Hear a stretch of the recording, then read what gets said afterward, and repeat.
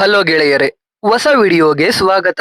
ಇವತ್ತು ನಾವು 2024ರಲ್ಲಿ ರಿಲೀಸ್ ಆಗಿದ್ದ ತಲವನ್ ಅನ್ನೋ ಮಲಯಾಳಂನ ಸೂಪರ್ ಹಿಟ್ ಕ್ರೈಮ್ ಥ್ರಿಲ್ಲರ್ ಮೂವಿನ ಎಕ್ಸ್ಪ್ಲೈನ್ ಮಾಡ್ತಾ ಇದೀವಿ. ಈ ಮೂವಿಯ ಒನ್ಲೈನ್ ಸ್ಟೋರಿ ಹೇಳ್ಬೇಕು ಅಂದ್ರೆ, ಜಯಶಂಕರ್ ಅನ್ನೋ ಪೊಲೀಸ್ ಅಧಿಕಾರಿ ಅವನ ಹೆಂಡತಿಯ ಮೇಲೆ ಮರ್ಡರ್ ಮಾಡೋಕೆ ಟ್ರೈ ಮಾಡಿದ್ದ ಜೋಶಿ ಅನ್ನೋ ವ್ಯಕ್ತಿನ ಅರೆಸ್ಟ್ ಮಾಡಿ ಜೈಲಿಗೆ ಹಾಕ್ತಾನೆ. ಆದ್ರೆ ಶಾಕಿಂಗ್ ಅನ್ನೋ ಹಾಗೆ ಜೋಶಿ ಹೆಂಡತಿ ರಮ್ಯಾ ಡೆಡ್ ಬಾಡಿ ಜಯಶಂಕರ್ ಮನೆ ಟೆರೆಸ್ ಮೇಲೆ ಸಿಗುತ್ತೆ. ಎಲ್ರು ಜಯಶಂಕರ್ ಕೊಲೆ ಮಾಡಿರೋದು ಅಂತ ಅನ್ಕೋತಾರೆ. ಅಷ್ಟಕ್ಕೂ ಜೋಶಿ ಹೆಂಡತಿ ರಮ್ಯಾನ ಕೊಲೆ ಮಾಡಿದ್ದು ಜಯಶಂಕರೇನ, ಅಥವಾ ಯಾರಾದ್ರೂ ಜಯಶಂಕರ್ನ ಆ ಕೇಸಲ್ಲಿ ತಗಲಾಕೋಕೆ ಈ ರೀತಿ ಮಾಡಿದ್ರ? ಈ ಕೇಸ್ನ ಸಾಲ್ವ್ ಮಾಡೋಕೆ ಈ ಕಥೆಯ ನಾಯಕ ಕಾರ್ತಿಕ್ ಏನೆಲ್ಲ ಮಾಡ್ಬೇಕಾಯ್ತು? ಮೂವಿಯ ಕೊನೆಯಲ್ಲಿ ರಿವೀಲ್ ಆಗೋ ಯಾರು ಕೂಡ ಊಹೆ ಮಾಡೋಕೆ ಆಗದ ಟ್ವಿಸ್ಟ್ ಏನು ಅಂತ ಮೂವಿ ನೋಡ್ತಾ ತಿಳ್ಕೊಳ್ಳೋಣ. ಬನ್ನಿ ವಿಡಿಯೋ ಶುರು ಮಾಡೋಣ. ಮೂವಿಯ ಶುರುವಿನಲ್ಲಿ ನಮಗೆ ಉದಯ್ ಅನ್ನೋ ರಿಟೈರ್ಡ್ ಡಿವೈಎಸ್ಪಿ ನ ತೋರಿಸ್ತಾರೆ. ಅವನು ಡಿವೈಎಸ್ಪಿ ಕೆಲಸದಿಂದ ವಾಲಂಟರಿ ರಿಟೈರ್ಮೆಂಟ್ ತಗೊಂಡು ಇವಾಗ ಒಂದು ಟಿವಿ ಚಾನಲ್ ಅಲ್ಲಿ ಅವನು ಅವನ ಅಧಿಕಾರಾವಧಿಯಲ್ಲಿ ನೋಡಿದ್ದ ಕೇಸ್ಗಳನ್ನ ಎಪಿಸೋಡ್ ರೂಪದಲ್ಲಿ ಹೇಳ್ತಾ ಇರ್ತಾನೆ. ಒಂದು ದಿನ ಆ ಶೋನ ಡೈರೆಕ್ಟರ್ ಉದಯ್ಗೆ ಚೆಪ್ಪನಂ ತೊಟ್ಟ ಕೇಸ್ನ ಹೇಳಿ ಅಂತ ಕೇಳ್ತಾಳೆ. ಆದ್ರೆ ಉದಯ್ ಆ ಕೇಸ್ ಬಗ್ಗೆ ಮಾತಾಡೋಕೆ ಆಗೋದೇ ಇಲ್ಲ ಅಂತ ಹೇಳ್ತಾನೆ. ಯಾಕಂದ್ರೆ ಉದಯ್ ಕೂಡ ಆ ಕೇಸಲ್ಲಿ ಇನ್ವಾಲ್ವ್ ಆಗಿರ್ತಾನೆ. ಜೊತೆಗೆ ಆ ಕೇಸಲ್ಲಿ ಉದಯ್ಗೆ ಗ್ರೇ ಶೇಡ್ ಇರುತ್ತೆ, ಅಂದ್ರೆ ಸ್ವಲ್ಪ ಕೆಟ್ಟವನ ರೀತಿ ಇರುತ್ತೆ. ಅದಕ್ಕೆ ಮೊದಲು ಉದಯ್ ಆಗಲ್ಲ ಅಂತಾನೆ. ಆದ್ರೆ ಕಡೆಗೆ ಆ ಕೇಸ್ನ ಎಕ್ಸ್ಪ್ಲೈನ್ ಮಾಡೋಕೆ ಒಪ್ಕೊಂಡು ಆ ಎಪಿಸೋಡ್ ನ ಶೂಟ್ ಆದ್ಮೇಲೆ ಅವನಿಗೆ ತೋರಿಸಿಯೇನೆ ಟೆಲಿಕಾಸ್ಟ್ ಮಾಡ್ಬೇಕು ಅಂತ ಹೇಳಿ ಚೆಪ್ಪನಂ ತೊಟ್ಟ ಕೇಸ್ನ ಎಕ್ಸ್ಪ್ಲೈನ್ ಮಾಡೋಕೆ ಶುರು ಮಾಡ್ತಾನೆ. ಚೆಪ್ಪನಂ ತೊಟ್ಟ ಪೊಲೀಸ್ ಸ್ಟೇಷನ್ಗೆ ಕಾರ್ತಿಕ್ ಅನ್ನು SI ಹೊಸದಾಗಿ ಜಾಯ್ನ್ ಆಗ್ತಾನೆ. ಆ ಸ್ಟೇಷನ್ ನ CI ಹೆಸರು ಜಯಶಂಕರ್. ಜಯಶಂಕರ್ ತುಂಬಾ ಸ್ಟ್ರಿಕ್ಟ್. ಕಾರ್ತಿಕ್ ಕೂಡ ಅಷ್ಟೇ, ತುಂಬಾ ನಿಷ್ಠೆಯಿಂದ ಕೆಲಸ ಮಾಡೋ ವ್ಯಕ್ತಿ. ಆ ರೀತಿ ನಿಷ್ಠೆಯಿಂದ ಕೆಲಸ ಮಾಡೋದ್ಕೇನೆ ಕಾರ್ತಿಕ್ ನ 1.5 ವರ್ಷದಲ್ಲಿ 5 ಸಲ ಟ್ರಾನ್ಸ್ಫರ್ ಮಾಡಿರ್ತಾರೆ. ಆ ಸ್ಟೇಷನ್ಗೆ ಕಾರ್ತಿಕ್ ಹೋದಾಗ ಅವನಿಗೆ ಹ್ಯಾರಿಸ್ ಅನ್ನೋ ಕಾನ್ಸ್ಟೇಬಲ್ ಪರಿಚಯ ಆಗ್ತಾನೆ. ಆ ಸ್ಟೇಷನ್ ಅಲ್ಲೇ ಇದ್ದ ವೇಣು ಅನ್ನೋ ಇನ್ಸ್ಪೆಕ್ಟರ್ ಯಾವಾಗ್ಲೂ ಜಯಶಂಕರ್ ಹೇಳಿದ ಹಾಗೆ ಕೇಳ್ಕೊಂಡು ಬಕೆಟ್ ಇಟ್ಕೊಂಡು ಇರ್ತಾನೆ. ಇನ್ನ ರಘು ಅನ್ನೋ ಕಾನ್ಸ್ಟೇಬಲ್ಗೆ ಜಯಶಂಕರ್ ಕಂಡ್ರೆ ಆಗ್ತಿರಲ್ಲ. ಅದಕ್ಕೆ ಕಾರಣ ಅಂದ್ರೆ, ರಘುಗೆ ಒಂದು ಮಹಿಳೆ ಬಂದು ಅವಳ ಗಂಡನ ಮೇಲೆ ಕಂಪ್ಲೇಂಟ್ ಕೊಟ್ಟಿರ್ತಾಳೆ. ಆ ರಘು ಆ ಮಹಿಳೆಗೆ ಸಹಾಯ ಮಾಡೋದು ಬಿಟ್ಟು ಆ ಮಹಿಳೆ ಜೊತೆನೆ ಅಸಭ್ಯವಾಗಿ ವರ್ತನೆ ಮಾಡ್ತಾ ಅವಳ ಗಂಡ ಇಲ್ಲದ ಟೈಮಲ್ಲಿ ಅವಳ ಮನೆಗೆಲ್ಲ ಹೋಗ್ತಾ ಇರ್ತಾನೆ. ರಘು ಒಂದ್ಸಲ ಆ ಮಹಿಳೆ ಮನೆಗೆ ಹೋದಾಗ ಜಯಶಂಕರ್ ಕೈಲಿ ರೆಡ್ ಹ್ಯಾಂಡ್ ಆಗಿ ತಗಲಾಕೊಳ್ತಾನೆ. ಅದರಿಂದ ಜಯಶಂಕರ್ ರಘುನ 6 ತಿಂಗಳು ಸಸ್ಪೆಂಡ್ ಮಾಡಿರ್ತಾನೆ. ರಘು ಸಸ್ಪೆಂಡ್ ಅವಧಿ ಮುಗಿಸ್ಕೊಂಡು ಡ್ಯೂಟಿಗೆ ಜಾಯ್ನ್ ಆಗಿರ್ತಾನೆ. ಈ ಕಾರಣದಿಂದ ರಘುಗೆ ಜಯಶಂಕರ್ ಕಂಡ್ರೆ ಆಗ್ತಿರಲ್ಲ. ಈ ಮಧ್ಯ ಇನ್ನೊಂದು ಘಟನೆ ಆಗುತ್ತೆ. ಜಯಶಂಕರ್ ಅವನ ಹೆಂಡತಿನ ಬ್ಯಾಂಕ್ಗೆ ಡ್ರಾಪ್ ಮಾಡಿ ಸ್ಟೇಷನ್ ಕಡೆ ಹೋದಾಗ ಜೋಶಿ ಅನ್ನೋ ವ್ಯಕ್ತಿ ಬಂದು ಜಯಶಂಕರ್ ಹೆಂಡತಿ ಸುನೀತಾಗೆ ಚಾಕು ಅಲ್ಲಿ ಚುಚ್ಚಿ ಎಸ್ಕೇಪ್ ಆಗಿರ್ತಾನೆ. ಸುನೀತಾ ಹೇಗೋ ಬದುಕಿ ಉಳಿಕೊಳ್ತಾಳೆ. ಆದ್ರೆ ಇವಾಗ ಸುನೀತಾ ನಡೆಯೋಕೆ ಕಷ್ಟ ಪಡ್ತಾ ಇರ್ತಾಳೆ. ಜಯಶಂಕರ್ ಜೋಶಿನ ಹುಡುಕಿ ಜೈಲ್ಗೆ ಹಾಕ್ತಾನೆ. ಸುನೀತಾ ಮೇಲೆ ಮರ್ಡರ್ ಅಟೆಂಪ್ಟ್ ಮಾಡಿದ್ದು ಯಾಕೆ ಅಂದ್ರೆ, ಬೇರೆಯವ್ರ ಮೇಲೆ ಅಟ್ಯಾಕ್ ಮಾಡೋಕೆ ಹೋಗಿದ್ದು ಮಿಸ್ ಆಗಿ ಸುನೀತಾಗೆ ಚುಚ್ಚಿದ್ದೆ ಅಂತ ಜೋಶಿ ಹೇಳಿರ್ತಾನೆ. ಇವಾಗ ಜೋಶಿ ಜೈಲಲ್ಲಿ ಇರ್ತಾನೆ. ಇದೆಲ್ಲದರ ನಡುವೆ ತುಂಬಾ ಸ್ಟ್ರೈಟ್ ಫಾರ್ವರ್ಡ್ ಆಗಿದ್ದ ಕಾರ್ತಿಕ್ SI ಆಗಿ ಚೆಪ್ಪನಂ ತೊಟ್ಟ ಸ್ಟೇಷನ್ಗೆ ಬಂದಾಗ ಮೊದಲ ಭೇಟಿಯಲ್ಲೇ ಜಯಶಂಕರ್ ಮತ್ತೆ ಕಾರ್ತಿಕ್ ಮಧ್ಯ ಡಿಫರೆನ್ಸ್ ಶುರು ಆಗುತ್ತೆ. ಹೀಗಿದ್ದಾಗ ಒಂದಿನ ವೇಣು ಮನುದಾಸ್ ಅನ್ನೋ ವ್ಯಕ್ತಿನ ಅರೆಸ್ಟ್ ಮಾಡ್ಕೊಂಡು ಬಂದು ಸೆಲ್ ಅಲ್ಲಿ ಇಟ್ಟಿರ್ತಾನೆ. ಯಾಕಂದ್ರೆ ಮನುದಾಸ್ ಆ ಊರಲ್ಲಿ ಒಂದು ಕೇಬಲ್ ಆಫೀಸ್ ಇಟ್ಕೊಂಡಿರ್ತಾನೆ. ಅಲ್ಲಿಗೆ ಅವನ ಆಪೋಸಿಟ್ ಅಲ್ಲಿ ಕೇಬಲ್ ಆಫೀಸ್ ನಡೆಸೋಕೆ ವಿನಾಯಕನ್ ಅನ್ನೋ ವ್ಯಕ್ತಿ ಬಂದಿರ್ತಾನೆ. ಅವನು ತುಂಬಾ ಸಲ ಬೇಕು ಬೇಕು ಅಂತ ಮನುದಾಸ್ ಕೇಬಲ್ ನ ಕಟ್ ಮಾಡ್ತಾ ಇರ್ತಾನೆ. ಅದಕ್ಕೆ ಮನುದಾಸ್ ಅದನ್ನ ಕೇಳಿದ್ಕೆ ವಿನಾಯಕನ್ ಮನುದಾಸ್ಗೆ ಹೊಡೆದಿರ್ತಾನೆ. ಆ ಗಲಾಟೆಯಲ್ಲಿ ವಿನಾಯಕನ್ಗೆ ಏಟಾಗಿರುತ್ತೆ. ಅದಕ್ಕೆ ಮನುದಾಸ್ನ ಅರೆಸ್ಟ್ ಮಾಡ್ಕೊಂಡು ಬಂದಿರ್ತಾರೆ. ಈ ಕಥೆಯನ್ನೆಲ್ಲ ಮನುದಾಸ್ ಕಾರ್ತಿಕ್ಗೆ ಹೇಳಿ, 2 ದಿನದಲ್ಲಿ ನನ್ನ ಮದುವೆ ಇದೆ ಸರ್, ನನ್ನ ಬಿಟ್ಬಿಡಿ, ಈ ವಿಷಯ ಗೊತ್ತಾದ್ರೆ ನನ್ನ ಮದುವೆ ನಿಂತೋಗುತ್ತೆ ಅಂತ ಬೇಡ್ಕೋತಾನೆ. ಸರಿ ಅಂತ ಕಾರ್ತಿಕ್ ಮನುದಾಸ್ನ ಬಿಟ್ಬಿಡ್ತಾನೆ. ಆಮೇಲೆ ಸ್ಟೇಷನ್ಗೆ ಜಯಶಂಕರ್ ಬಂದಾಗ ಮನುದಾಸ್ನ ಕಾರ್ತಿಕ್ ಬಿಟ್ಬಿಟ್ಟಿದ್ದಾನೆ ಅಂತ ಗೊತ್ತಾಗಿ ಮತ್ತೆ ಕಾರ್ತಿಕ್ಗೂ ಮತ್ತೆ ಜಯಶಂಕರ್ಗೂ ಜಗಳ ಆಗುತ್ತೆ. ಜಯಶಂಕರ್ ಖುದ್ದಾಗಿ ಹೋಗಿ ಮತ್ತೆ ಮನುದಾಸ್ನ ಅರೆಸ್ಟ್ ಮಾಡ್ಕೊಂಡು ಬರ್ತಾನೆ. ಮನುದಾಸ್ ಮದ್ವೆ ನಿಂತೋಗುತ್ತೆ. ಮನುದಾಸ್ ಜೈಲಿಗೆ ಹೋಗ್ತಾನೆ. ಜೊತೆಗೆ 4 ತಿಂಗಳ ನಂತರ ಮನುದಾಸ್ ಜೈಲಿಂದ 4 ಜನರ ಗ್ಯಾಂಗ್ ಜೊತೆ ರಿಲೀಸ್ ಆಗ್ತಾನೆ. ಇವಾಗ ಮನುದಾಸ್ ಹೇಗಾದ್ರೂ ಮಾಡಿ ಜಯಶಂಕರ್ ಕತೆ ಮುಗಿಸ್ಬೇಕು ಅಂತ ಕಾಯ್ತಾ ಇರ್ತಾನೆ. ಈ ಕಡೆ ಜೈಲಲ್ಲಿದ್ದ ಜೋಶಿ ಹೆಂಡತಿ ಯಾವಾಗ್ಲೂ ಜಯಶಂಕರ್ ಹತ್ರ ಬಂದು ಜೋಶಿನ ರಿಲೀಸ್ ಮಾಡಿಸಿ ಅಂತ ಬೇಡ್ಕೊಳ್ತಾ ಇರ್ತಾಳೆ. ದುಡ್ಡು ಬೇಕಾದ್ರೂ ಕೊಡ್ತೀನಿ ಅಂತ ಹೇಳ್ತಾ ಇರ್ತಾಳೆ. ಈ ರಘು ಸುಮ್ನೆ ಇರದೆ ಜಯಶಂಕರ್ ಮೇಲಿರೋ ಕೋಪಕ್ಕೆ ಎಲ್ಲರಿಗೂ ಜಯಶಂಕರ್ಗೂ ಮತ್ತೆ ಜೋಶಿ ಹೆಂಡತಿ ರಮ್ಯಾಗೂ ಅಕ್ರಮ ಸಂಬಂಧ ಇದೆ ಅಂತ ಹೇಳ್ಕೊಂಡು ತಿರುಗ್ತಾ ಇರ್ತಾನೆ. ಹೀಗೆ 4 ತಿಂಗಳು ಕಳೆಯುತ್ತೆ. ಚೆಪ್ಪನಂ ತೊಟ್ಟ ಊರಲ್ಲಿ ಹಬ್ಬದ ಕೊನೆಯ ದಿನ. ಜಯಶಂಕರ್ ಹೆಂಡತಿ ಸುನೀತಾ ತಮ್ಮ ದುಬೈಯಿಂದ ಬಂದಿರ್ತಾನೆ. ಅದಕ್ಕೆ ಅವನು ಸುನೀತಾಳನ್ನ ಅವನ ಮನೆಗೆ ಕರ್ಕೊಂಡು ಹೋಗಿರ್ತಾನೆ. ಕಾರ್ತಿಕ್ಗೆ ಹಬ್ಬದ ಡ್ಯೂಟಿ ಇರುತ್ತೆ. ಜಯಶಂಕರ್ ಮನೆ ಟೆರೆಸ್ ಮೇಲೆ ಡಿವೈಎಸ್ಪಿ ಉದಯ್ ಜೊತೆ ಡ್ರಿಂಕ್ಸ್ ಮಾಡ್ತಾ ಇರ್ತಾನೆ. ಇಬ್ರು ಕ್ಲೋಸ್ ಫ್ರೆಂಡ್ಸ್. ಡಿವೈಎಸ್ಪಿ ಉದಯ್ಗೆ ಜಯಶಂಕರ್ ಮತ್ತೆ ಕಾರ್ತಿಕ್ ಮಧ್ಯ ಜಗಳಗಳು ಆಗ್ತಾ ಇದ್ದಾವೆ ಅಂತ ಗೊತ್ತಾಗಿ ಕಾರ್ತಿಕ್ ನ ಕರೆಸಿ ರಾಜಿ ಮಾಡೋಕೆ ಟ್ರೈ ಮಾಡ್ತಾನೆ. ಆದ್ರೆ ಇಬ್ರು ಹಠವಾದಿಗಳೇ, ರಾಜಿ ಆಗೋದೇ ಇಲ್ಲ. ಅಲ್ಲಿ ಕಾರ್ತಿಕ್ಗೆ ಉದಯ್ 2 ಪೆಗ್ ಹಾಕು ಅಂತ ಹೇಳ್ತಾನೆ. ಆದ್ರೆ ಕಾರ್ತಿಕ್ ಡ್ಯೂಟಿ ಟೈಮ್ ಅಲ್ಲಿ ಕುಡಿಯಲ್ಲ ಅಂತ ಹೇಳಿ ಅಲ್ಲಿಂದ ಮತ್ತೆ ಡ್ಯೂಟಿಗೆ ಹೋಗ್ತಾನೆ. ಹಬ್ಬ ಎಲ್ಲ ಮುಗಿಯುತ್ತೆ. ಜಯಶಂಕರ್ ಟೆರೆಸ್ ಮೇಲಿರೋ ಬಾಟಲ್ಸ್ ಎಲ್ಲ ಕ್ಲೀನ್ ಮಾಡೋಕೆ ಟೆರೆಸ್ಗೆ ಹೋಗ್ತಾನೆ. ಅವಾಗ ಅಲ್ಲಿಗೆ ಸಜ್ಜೀವನ್ ಅನ್ನೋ ಪ್ಲಂಬರ್ ಬರ್ತಾನೆ. ಸಜ್ಜೀವನ್ ಕಿಚನ್ ಅಲ್ಲಿ ಕೆಲಸ ಮಾಡ್ಬೇಕಾದ್ರೆ ಟೆರೆಸ್ ಮೇಲೆ ಏನೋ ಬಿದ್ದ ಹಾಗೆ ಸೌಂಡ್ ಆಗುತ್ತೆ. ಅವನು ಟೆರೆಸ್ಗೆ ಓಡೋಗಿ ಏನು ಅಂತ ನೋಡ್ತಾನೆ. ನೋಡಿದ್ರೆ ಜೋಶಿ ಹೆಂಡತಿ ರಮ್ಯಾನ ಯಾರೋ ಕೊಲೆ ಮಾಡಿ ಗೋಣಿ ಚೀಲದಲ್ಲಿ ಟೆರೆಸ್ ಮೇಲೆ ಇಟ್ಟಿರ್ತಾರೆ. ಅದನ್ನ ನೋಡಿ ಸಜ್ಜೀವನ್ ಊರಿನ ಜನರನ್ನ ಕರ್ಕೊಂಡ್ ಬರ್ತಾನೆ. ಎಲ್ಲ ಆ ಬಾಡಿಯನ್ನ ನೋಡಿ ಗಾಬರಿ ಆಗೋಗ್ತಾರೆ. ಆಮೇಲೆ ಅಲ್ಲಿಗೆ ಕಾರ್ತಿಕ್ ಮತ್ತೆ ಡಿವೈಎಸ್ಪಿ ಉದಯ್ ಇಬ್ರು ಬರ್ತಾರೆ. ಅಲ್ಲಿ ಉದಯ್ ಇಲ್ಲಿಗೆ ಎಸ್ಪಿ ಬರ್ತಾರೆ. ಅವರಿಗೆ ರಾತ್ರಿ ನಾನು ಇದೇ ಟೆರೆಸ್ ಮೇಲೆ ಇದ್ದೆ ಅಂತ ಹೇಳ್ಬೇಡ ಅಂತ ಕಾರ್ತಿಕ್ ಹತ್ರ ಬೇಡ್ಕೊಳ್ತಾ ಇರ್ತಾನೆ. ಕಾರ್ತಿಕ್ ಎಸ್ಪಿ ಸರ್ ಕೇಳಿದ್ರೆ ಹೇಳ್ತೀನಿ ಅಂತ ಹೇಳ್ತಾ ಇರ್ತಾನೆ. ಅಲ್ಲಿಗೆ ಡಾಗ್ ಸ್ಕ್ವಾಡ್ ಮತ್ತೆ ಫಾರೆನ್ಸಿಕ್ ಅವರೆಲ್ಲ ಬರ್ತಾರೆ. ಎಸ್ಪಿ ಕೂಡ ಬರ್ತಾನೆ. ಇವಾಗ ಎಸ್ಪಿ ಮತ್ತೆ ಡಿವೈಎಸ್ಪಿ ಉದಯ್ ಇಬ್ರು ಸೇರ್ಕೊಂಡು ಅಲ್ಲೇ ಜಯಶಂಕರ್ನ ವಿಚಾರಣೆ ಮಾಡೋಕೆ ಶುರು ಮಾಡ್ತಾರೆ. ಅಲ್ಲಿ ಜಯಶಂಕರ್ ಹೇಳೋದು, ನಿನ್ನೆ ಸಂಜೆ 4 ಗಂಟೆ ಹಾಗೆ ರಮ್ಯಾ ನಮ್ಮ ಮನೆಗೆ ಬಂದಿದ್ಲು. ದುಡ್ಡು ಕೊಟ್ಟು ಅವಳ ಗಂಡ ಜೋಶಿನ ಬಿಡೋಕೆ ಕೇಳಿದ್ಲು. ನಾನು ಆಗಲ್ಲ ಅಂತ ಹೇಳಿ ಕಳಿಸ್ದೆ ಅಂತ ಹೇಳ್ತಾನೆ. ಆಮೇಲೆ ಎಸ್ಪಿ ಜಯಶಂಕರ್ ಹೆಂಡತಿ ಸುನೀತಾ ಬಳಿ ಕೇಳಿದಾಗ ಸುನೀತಾ ಎಸ್ಪಿಗೆ, ಸರ್ ನಾವು ನಿನ್ನೆ ನಮ್ ತವರಿಗೆ ಹೋಗಿದ್ದೆ. ಅಲ್ಲಿಗೆ ರಾತ್ರಿ 8 ಗಂಟೆ ಹೊತ್ತಿಗೆ ಜಯಶಂಕರ್ ಬಂದು ಇವಾಗ ನಿಮಗೆ ಹೇಳಿದ ಹಾಗೆ ರಮ್ಯಾ ಬಂದು ದುಡ್ಡು ಕೊಟ್ಟು ಅವಳ ಗಂಡನ ಬಿಡೋಕೆ ಹೇಳಿದ್ಲು. ನಾನು ಆಗಲ್ಲ ಅಂತ ಅಂದೆ ಅಂತ ಹೇಳಿದ್ರು ಅಂತ ಹೇಳ್ತಾಳೆ. ಆಮೇಲೆ ಅಲ್ಲೇ ಇದ್ದ ಜಯಶಂಕರ್ ಮನೆ ಪಕ್ಕದ ವ್ಯಕ್ತಿ, ಸರ್ ರಮ್ಯಾ ಅವಳ ಮಗಳ ಜೊತೆ ಸಂಜೆ 6 ಗಂಟೆಗೆ ಜಯಶಂಕರ್ ಮನೆ ಹತ್ರ ಇರೋದನ್ನ ನೋಡ್ದೆ ಅಂತ ಹೇಳ್ತಾನೆ. ಆ ಟೈಮಲ್ಲಿ ಜಯಶಂಕರ್ ಮನೆಯಲ್ಲಿ ಇರ್ಲಿಲ್ಲ. ರಮ್ಯಾ ನನ್ನ ಮಾತಾಡ್ಸೋಕೆ ಬಂದಿದ್ದು 4 ಗಂಟೆಗೆ, ಅವಳ ಮಗಳನ್ನ ಕರ್ಕೊಂಡ್ ಬಂದಿರ್ಲಿಲ್ಲ ಅಂತ ಜಯಶಂಕರ್ ಹೇಳ್ತಾನೆ. ಯಾವುದು ಸರಿಯಾಗಿ ಮ್ಯಾಚೇ ಆಗ್ತಾ ಇರಲ್ಲ. ಇವಾಗ ಇದು ದೊಡ್ಡ ನ್ಯೂಸ್ ಆಗುತ್ತೆ. ಜೊತೆಗೆ ರಮ್ಯಾ ಕೊಲೆ ಆಗಿದ್ರು ಅವಳ 7 ವರ್ಷದ ಮಗಳು ಏನಾದ್ಲು ಅಂತ ಯಾರಿಗೂ ಗೊತ್ತಿರಲ್ಲ. ಆದ್ರಿಂದ ಉದಯ್ಗೆ ಬೇರೆ ದಾರಿ ಇಲ್ಲದೆ ಜಯಶಂಕರ್ನ ಅರೆಸ್ಟ್ ಮಾಡ್ತಾನೆ. ಕೋರ್ಟ್ಗೆ ಪ್ರೊಡ್ಯೂಸ್ ಮಾಡ್ತಾರೆ. ಕೋರ್ಟ್ ಅಲ್ಲಿ ಪ್ರಾಸಿಕ್ಯೂಟರ್ ಜೋಶಿ ಜಯಶಂಕರ್ ಹೆಂಡತಿ ಮೇಲೆ ಹಲ್ಲೆ ಮಾಡಿದ್ಕೆ ಜಯಶಂಕರ್ ಜೋಶಿ ಹೆಂಡತಿನ ಕೊಲೆ ಮಾಡಿರೋದು. ಜೊತೆಗೆ ಜಯಶಂಕರ್ಗೂ ರಮ್ಯಾಗೂ ಅಕ್ರಮ ಸಂಬಂಧ ಇದೆ ಅಂತ ರೂಮರ್ಸ್ ಇದೆ. ಅದಕ್ಕೆ ಜಯಶಂಕರ್ಗೆ ಬೇಲ್ ಕೊಡಬಾರ್ದು, ಜೊತೆಗೆ ಕಸ್ಟಡಿಗೂ ಕೊಡಬಾರ್ದು ಅಂತ ಹೇಳ್ತಾನೆ. ಅದಕ್ಕೆ ಒಪ್ಪಿದ ಕೋರ್ಟ್ ಜಯಶಂಕರ್ನ 14 ದಿನಗಳ ಕಾಲ ರಿಮ್ಯಾಂಡ್ಗೆ ಕಳಿಸ್ತಾರೆ. ಅಂದ್ರೆ ಜೈಲಿಗೆ ಹಾಕ್ತಾರೆ. ಈ ಕಡೆ ಕಾರ್ತಿಕ್ ಅವನ ತಾಯಿಯನ್ನ ಕರ್ಕೊಂಡು ಅವ್ರ ಮಾವನ ಮನೆಗೆ ಹೋಗ್ತಾನೆ. ನೋಡಿದ್ರೆ ಅವ್ರ ಮಾವ ಹೋಮ್ ಮಿನಿಸ್ಟರ್. ಕಾರ್ತಿಕ್ ಅವ್ರ ಮಾವ ಜಯಶಂಕರ್ ಕೇಸ್ನ ಕಾರ್ತಿಕ್ಗೆ ಹ್ಯಾಂಡಲ್ ಮಾಡೋಕೆ ಹೇಳ್ತಾರೆ. ಆದ್ರೆ ಹೆಸರೆಲ್ಲ ಡಿವೈಎಸ್ಪಿ ಉದಯ್ದೇ ಇರುತ್ತೆ. ಆದ್ರೆ ಇನ್ವೆಸ್ಟಿಗೇಷನ್ ನ ಮಾತ್ರ ಕಾರ್ತಿಕ್ಗೆ ಮಾಡೋಕೆ ಹೇಳ್ತಾರೆ. ಯಾಕಂದ್ರೆ ಆ ಕೇಸ್ ಬೇಗ ಮುಗಿದ್ರೆ ಗವರ್ನಮೆಂಟ್ ಸೇಫ್ ಆಗಿರುತ್ತೆ. ಇಲ್ಲ ಅಂದ್ರೆ ಗವರ್ನಮೆಂಟ್ ಮೇಲೆ ಜನಗಳಿಗೆ ಕೆಟ್ಟ ಅಭಿಪ್ರಾಯ ಬರುತ್ತೆ ಅಂತ. ಮಾರನೇ ದಿನ ಕಾರ್ತಿಕ್ ಉದಯ್ ಹತ್ರ ಕೇಸ್ ಡೀಟೇಲ್ಸ್ ರಿಪೋರ್ಟ್ಸ್ ಎಲ್ಲ ತಗೊಂಡು ಇನ್ವೆಸ್ಟಿಗೇಷನ್ ಶುರು ಮಾಡ್ತಾನೆ. ಮೊದಲು ರಮ್ಯಾ ಮನೆ ಪಕ್ಕದ ಮಹಿಳೆಯನ್ನ ರಮ್ಯಾ ಬಗ್ಗೆ ಕೇಳ್ತಾರೆ. ಅವಾಗ ಆ ಮಹಿಳೆ, ರಮ್ಯಾಗೆ ಜಯಶಂಕರ್ ಬಿಟ್ಟು ಬೇರೆ ಯಾರೋ ಪೊಲೀಸ್ ಆಫೀಸರ್ ಗೊತ್ತಿತ್ತು. ಒಂದ್ಸಲ ಅವರೇ ಕಾರಲ್ಲಿ ರಮ್ಯಾನ ಮನೆಗೆ ಡ್ರಾಪ್ ಮಾಡಿದ್ರು. ಆದ್ರೆ ಆ ಪೊಲೀಸ್ ಯಾರು ಅಂತ ನನಗೆ ಗೊತ್ತಿಲ್ಲ ಅಂತ ಹೇಳ್ತಾಳೆ. ಈ ಕಡೆ ಜೈಲಲ್ಲಿ ಜಯಶಂಕರ್ ಹಬ್ಬದ ಮಾರನೇ ದಿನ ಟೆರೆಸ್ ಮೇಲೆ ಏನಾಯ್ತು ಅಂತ ನೆನಪು ಮಾಡ್ಕೊಳ್ತಾನೆ. ಜಯಶಂಕರ್ ಡ್ರಿಂಕ್ಸ್ ಬಾಟಲ್ಸ್ ನ ಕ್ಲೀನ್ ಮಾಡೋಕೆ ಹೋದಾಗ ಅಲ್ಲಿ ಅವನು ರಮ್ಯಾ ಡೆಡ್ ಬಾಡಿ ನೋಡಿರ್ತಾನೆ.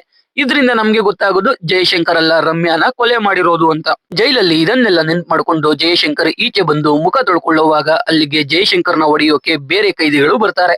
ಆದ್ರೆ ಜಯಶಂಕರ್ ಎಲ್ರಿಗೂ ಸಾಕಾತಾಗಿ ಹೊಡಿತಾನೆ. ಆದ್ರೆ ಯಾರೋ ಹಿಂದೆಯಿಂದ ಬಂದು ಚಾಕುವಲ್ಲಿ ಚುಚ್ಚಿಬಿಡ್ತಾರೆ.